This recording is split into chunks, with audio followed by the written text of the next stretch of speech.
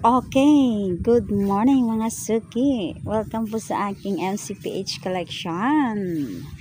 At doon sa mga suki ko, pag hindi pa po kayo nag-subscribe sa ating channel, mag-subscribe na po kayo. So itong video na to ay para po ito sa ating tie curtain. So ipapakita ko po sa inyo dito kung paano po natin gagawin.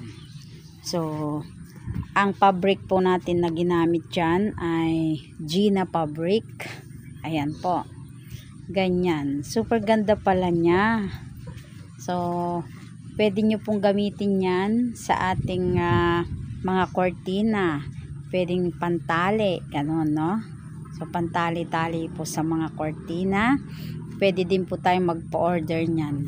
Sobrang ganda lang niya. Bulaklak na siya, oh. Diba? Ang ganda-ganda niya. So, nakita ko lang yan sa isang vlog kay, ayun, shout out kay Miss Che DIY. Sa kanya po galing yan. Ayan, na idea. So, inspired po doon sa ano. So, ganyan po yung magiging kalabasan niya pagka ginawa natin. So, ayan yung may tali. Okay? So, ngayon po ay eto, mag-start na tayo dito. Ayan nga. O yan. So, kumuha na po ako ng tela. Ang tela po niyan ay, ang nakat po natin na tela ay Gina fabric. So, ganyan yung gagawin natin. O, ito po yung ating gagawin mismo yan. Sobrang ano niya, no? Sobrang ganda pala niya actually. Hindi ko ma-imagine na ganyan pala kaganda, sa totoo lang. Napapanood ko lang po kasi sa video. Napanood ko lang sa video yan. So, ginaya-gaya ko naman. Okay. So, now, gagawin na natin yan. Ganda niya, oh. Alam niyo, super ganda niya po talaga niyan. Super ganda. Okay, mag-start na tayo mga mi. Nakaupo na ang lola nyo sa kanyang trono. So, gagawin na ng lola nyo. So, yung ating pantali na yan, ang size po niyan ay 3 inches by 20 inches. Ayan. So, pinatay ko nga muna dyan yung electric fan at sobrang lakas ng hangin. Excuse me po. Sobrang lakas ng hangin.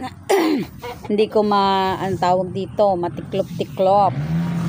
So, yan. Okay? Start na tayo mga mi.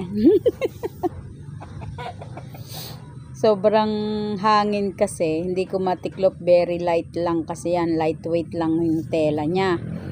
Sobrang lightweight lang. Yan, titiklupan ko muna po dyan sa loob, ay sa tawag dito, sa gilid. Tapos, tutupiin nyo po sa gitna. Ganyan. Pag sasalubungin nyo sa gitna, para makagawa kayo ng ganon. Okay? O, ayan. So, ganyan lang. Sobrang dali lang yan. Sobrang dali lang. Ayan. Mabilis lang naman to gawin. Kaya lang, pumakat pa ata doon sa ano ko. Dito sa aking makina. Ayan. Gaganyan ninyo. Tiklopin lang sa magkabilang gilid. Papunta sa gitna. Ayan.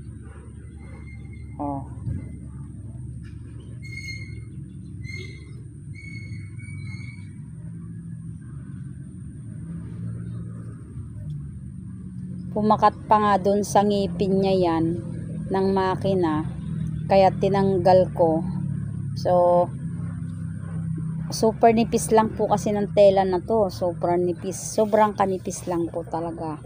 Kaya, ayun, inalis ko na naman at ayaw niya matahi dahil sobrang nipis. Kinain siya ng ngipin ng makina ko. Ayan. Bakit lobat? Nalobat na. Ayan. Okay, so itutuloy na po natin ang ating paggawa. Ayan, hindi ko po nilagyan ng fast forward kasi para makita nyo. Ayan. Ayan. Okay na siya. Ay nako. Alam nyo ba pagka nananahi kayo, kailangan medyo ano din po kayo. Medyo patience. Ganon. At kailangan po ay hindi kayo laging nagmamadali, hindi kailangan ay tawag dito, hindi kayo masyadong galit, ganyan. So kailangan po ay maging ayan, patience kayo. Tignan nyo, nagawa na rin. So ayun. Tabi muna natin, then kuhanin na natin tong isa. Yan. So dito, ang size po niyan ay 6 inches. Ang lapad, ang haba naman ay 60 inches. So kukuhanin nyo lang yung parehas dulo. Ayan. Anuhin nyo po, pagtaklobin nyo parehas na right side, tapos tahian doon. So ganun lang po ang gagawin. Okay. So after matahiin nyo dyan, tatahian mo nyo muna po nyan. Ayan. Ang gagawin nyo po dito ay, ayan po. Bukahin nyo po. Tapos, medyo hilot-hilutin ng konti. And then, yung kabilang gilid niya po ay tatahian nyo po siya. Iheheming nyo po ng double hemming na 1/4 lamang. 1/4. Tapos, tahian nyo lang po yan ng double hemming. Ganun lang po siya. So, ayan nga. At tinahian ko muna po yung gilid nyan. So, tahi-tahi lamang. Tahi-tahi hanggang sa ayan. Tinahi-tahian ko lang po yung gilid nyan, no po. Para makita nyo po yan. So, binilisan na lang natin dito kasi pagheheming lang naman yan. Yan lamang po yung gagawin natin. Heming lang muna. Ayan po. So after nga po ng kabilang na side, ito namang kabilang side. Yan. 1/4 lang din, double hemming lang din dyan. So 1/4 lang din po yung gagawin. Ganun lang din po siya, ha. Okay. Ayan nga, dinouble hemming ko rin yung kabila na niya. So, while double hemming po, ayan na po yung kalalabasan niya. So, pag hindi pa po kayo nag-subscribe sa aking channel, mag-subscribe na po kayo para mas lalo po kayong maraming matutunan dito. Share lang po yung knowledge natin. Hindi naman po tayo expert, pero nag-share lang po ako ng aking knowledge. So, ayan nga po. Tapos na po tayo sa ating pagheheming. So, ang gagawin naman natin mga mi, ay pagsasamahin na natin yan. Kinuha ko nga lang dyan yung pinagdugtungan. Ayan. Tapos papantayin nyo. Tapos, mas maganda kung bago pa lang kagaya ko din. Actually, first time kong gagawin to. This is my first time to do. Diba? So, nilagyan ko ng mark sa gitna. Ayan. Lagyan nyo po ng mark sa gitna para sigurado po na pantay po yung ginagawa natin. Kasi hindi pa tayo masyadong sanay, ay kauna-unahang gawa ko po yan mga mi. Kaya kauna-unahang gawa. Kaya po ay ayon. Sa gitna, ayan. Ginuhit-guhitan ko lang po yan sa gitna mga mi. Tapos nilagyan ko kala roller para nga pantay talaga mga mi. O, 'di ba? Ganyan po. Guhit-guhitan nyo lang po. Huwag naman masyadong guhit na guhit. Yung mayroon lang kayong makikita na pagdadaanan nyo na para hindi para hindi po anong tawag dyan? Para hindi po kayo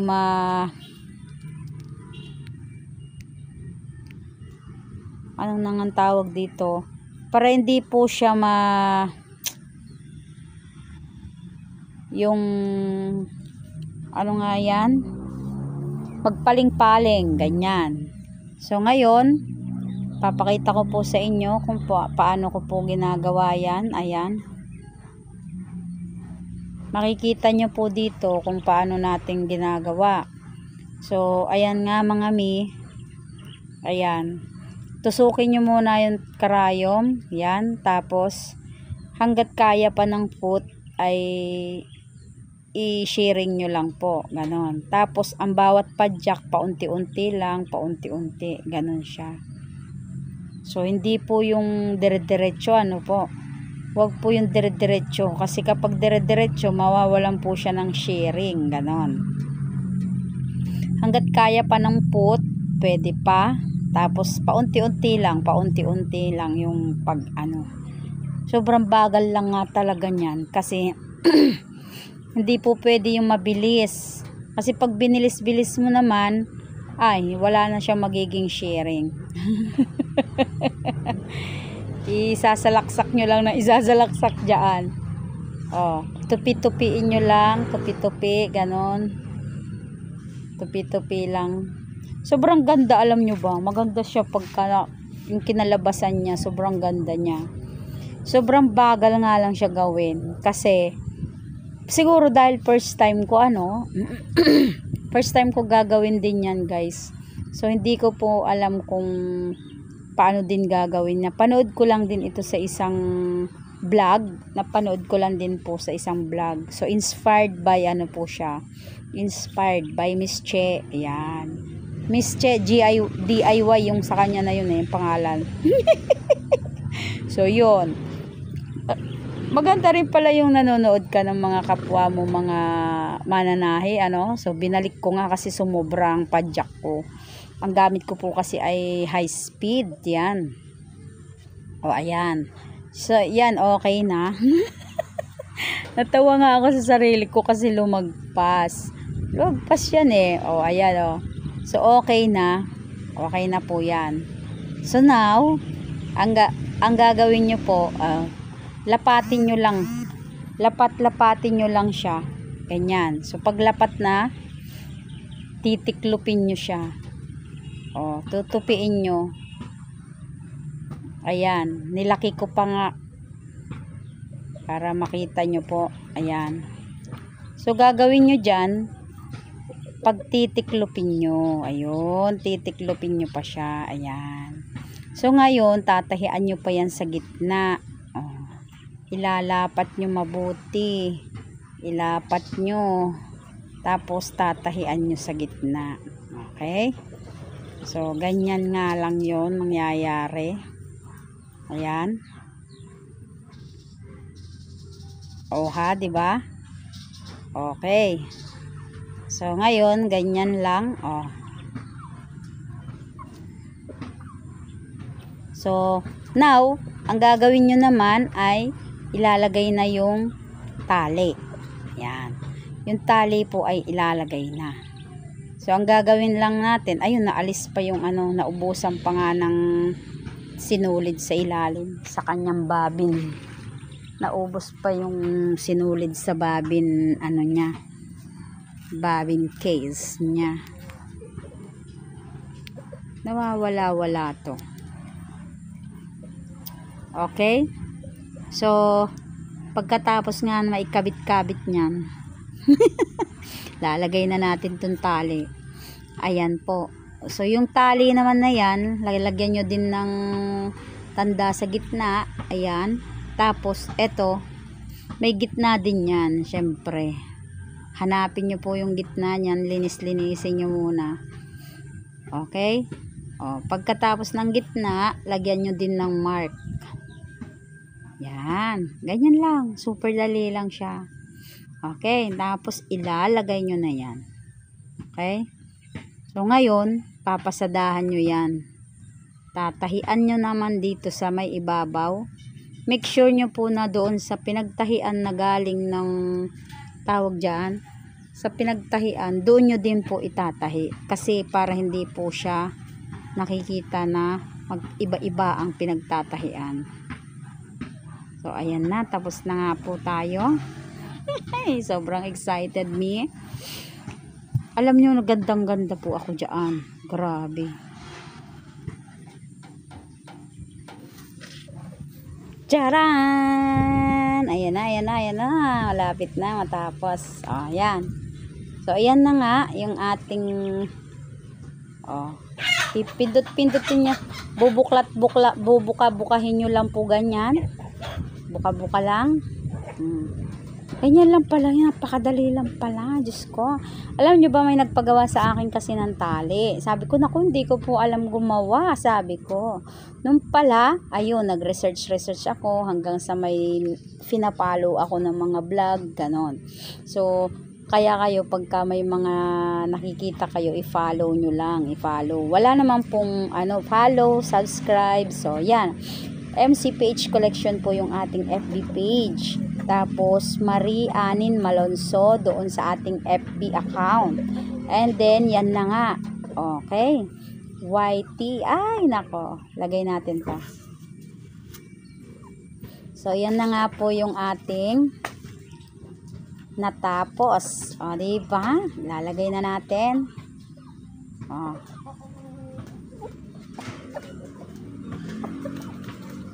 Oha. O, diba? Ang ganda niya. Charan! O. Diba? Actually, dalawa na yung nagawa ko. Ganda niya. Ayan. Thank you for watching. Salamat po. At pag hindi pa po kayo nag-subscribe sa aking channel, mag-subscribe na po kayo, mga mi. Ayan. Thank you so much po.